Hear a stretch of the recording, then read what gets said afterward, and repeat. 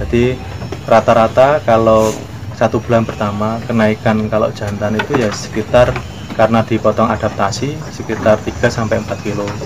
Dan nanti di bulan kedua, ketiga, keempat, kelima ada kenaikan terus. Lebih cepat Mas ya mungkin Mas kalau sudah teradaptasi Mas ya. Ya, karena bulan kedua, bulan ketiga, bulan keempat itu sudah tidak ada kendala lagi, tidak ada kendala lagi. Kenaikan bisa 4, 5, 6 dan seterusnya.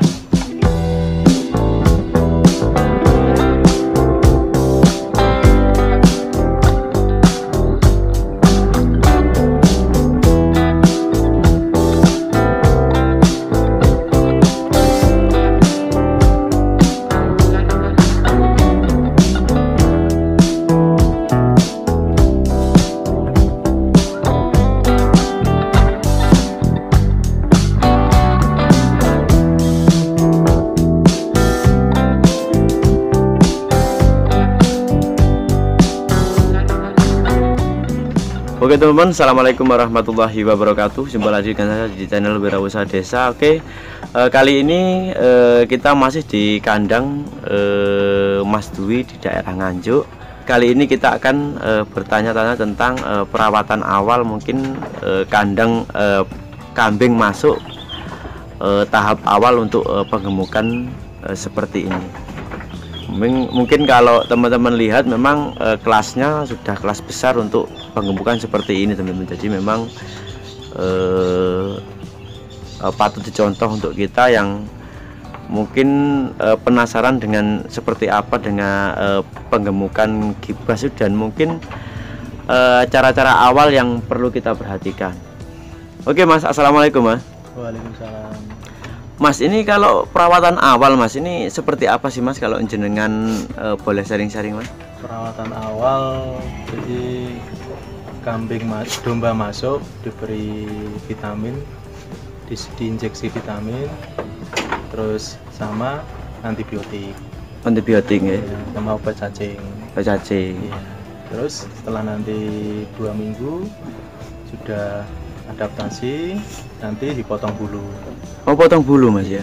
Dimandikan atau enggak Mas kalau seperti ini? Enggak dipotong bulu. Terus kita potong bulu, nanti 1 bulan sekali dilakukan injeksi lagi obat cacing dan antibiotik lagi. Untuk pakan seperti ini Mas, biasanya kan jenengan ini kalau ngecek kalau pertumbuhannya sudah mulai masuk untuk pakan komposisi jenengan ya Mas ya? Ya. Ini biasa seperti apa sih Mas? Atau mungkin berapa minggu sekali dicek berat badannya atau seperti apa Mas? Kalau pakan, kita lihat pakan itu bagus apa enggak, dilihat perkembangan berat badan per minggu. Per minggu, nanti per bulan berapa. Jadi kelihatan pakan itu bisa menaikkan berat badan, kita timbang, kita ukur kenaikan per bulannya. Tapi ukurnya 2 minggu sekali ditimbang, 2 minggu sekali ditimbang, sehingga tahu hasilnya perkembangan 1 bulan berapa gitu. Jadi rata-rata kalau 1 bulan pertama kenaikan kalau jantan itu ya sekitar, karena dipotong adaptasi, sekitar 3-4 kilo. Dan nanti di bulan kedua, ketiga, keempat, kelima ada kenaikan terus. Lebih cepat Mas ya mungkin Mas kalau sudah teradaptasi Mas ya. Ya, karena bulan kedua, bulan ketiga, bulan keempat itu sudah tidak ada adaptasi lagi, tidak ada kendala lagi. Kenaikan bisa 4, 5, 6 dan seterusnya. Yang komposisi yang jenengan pakai pakan ini Mas, itu biasanya itu paling maksimal berapa kilo sih Mas per bulan Mas? Maksimal itu tergantung dari nilai kualitas bibitnya. Oh, bibitnya. Jadi bibitnya itu sangat berpengaruh, terus perawatannya juga berpengaruh. Jadi perawatan kita dari awal masuk sampai akhir itu bagaimana. Tapi kalau bibit bagus, perawatan bagus, itu bisa sampai juga 7 kilo rata-rata gitu. Jadi per bulan ya Mas ya? Per bulan. Tapi tergantung rata-rata per bulan. Itu kembali lagi masalah bibit ya.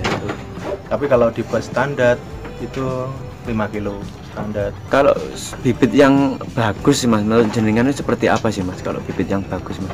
bibit yang bagus itu ya yang sehat.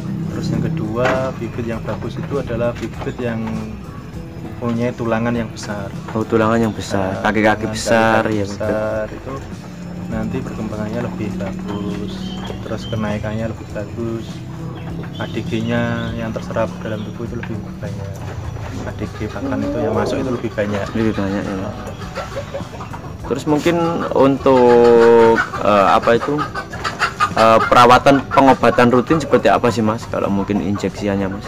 Kalau injeksi ya satu ya, kalau vitamin sama antibiotik obat cacing itu adalah tahap yang harus dilakukan awal maupun maintenance 1 bulan 2 bulan sekali. Tapi kalau misalnya ada yang sakit ya harus kita obati. Sakit itu kayak misalnya batuk, flu, terus kembung, terus mencret, itu harus segera diobati dengan obat yang ada. Injeksi bisa lewat injeksi, bisa lewat dimasukkan lewat mulut. Terus menentukan ciri-ciri kalau ada yang sakit, kalau sebanyak ini Mas, seperti apa sih Mas? Kontrolnya kan lebih mudah. Kalau kambing sakit itu, domba sakit itu pasti makannya lebih berkurang, agak berkurang. Kalau seperti gibah seperti ini Mas ya, makannya agak berkurang, terus lesu, tidak bisa riang sendiri. Jadi temannya makan tidak mau makan, itu kita cek, itu ada yang sakit, pasti ada yang sakit. Kalau mungkin dari perawatan, kalau domba ini sakit Mas, gibas ini sakit, itu gimana Mas? Disendirikan atau gimana Mas? Kalau domba sakit itu seharusnya ya disendirikan. Kita buat yang sakit disendirikan, dibuat di kotak yang tidak sama. Terus pakannya pun seharusnya ya harus disendirikan. Jadi pakan itu karena ini sakit itu perlu perlakuan yang khusus. Jadi hijau-hijauan kalau bisa dikasih. Hijauan dulu ya Mas. Kalau di pertanyaan jenengan ini nggak ada hijauan Mas? Nggak ada hijauan, karena kan ini kita pakai alami yang kering-kering, tapi dengan konsentrasi pakan yang protein tinggi, biji-bijian seperti jagung, kulit kedelai, itu seperti itu, pola dan lain sebagainya, banyak. Berarti memang perawatan yang seperti itu Mas ya. Nanti kalau memang ada yang sakit disendirikan dulu. Nanti kalau sudah sembuh, kira-kira sudah makan hijau ya, baru nanti dicampur lagi yang sehat-sehat. Berarti memang cara-cara yang seperti itu kalau kita gak ternak seperti ini, kalau jenengan seperti ini kan nggak tahu Mas ya mungkin ya. Kalau hanya sekedar tahu teori tapi gak tahu tentang prakteknya ya juga sama saja Mas ya. Karena memang pengalaman yang bagus itu kalau kita sudah terjun langsung di bidang peternakan Mas ya. Kan banyak yang takut tentang pemasaran, banyak yang takut kendala seperti ini itu gitu Mas ya. Kalau selama ini jenengan itu nggak terlalu kendala Mas ya kalau seperti ini Mas ya? Alhamdulillah belum ada kendala yang berarti. Dalam artian berarti itu ya kendala yang memang sifatnya itu mempengaruhi proses perawatan belum ada. Cuman masalahnya kadang bahan baku pakan itu kadang sulit, akhirnya mahal.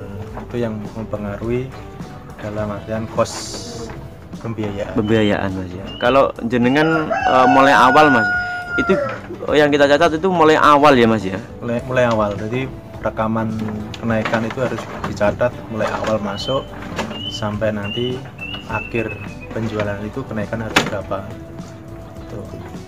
Sehingga kelihatan pakan kita itu terserap berapa kilo yang masuk di dalam tubuh itu, dalam artian kenaikannya itu berapa kilo. Jadi pakan yang kita berikan itu bagus atau tidak ya tergantung ada kenaikan berat badannya Mas ya. Kita ngukurnya itu seperti itu.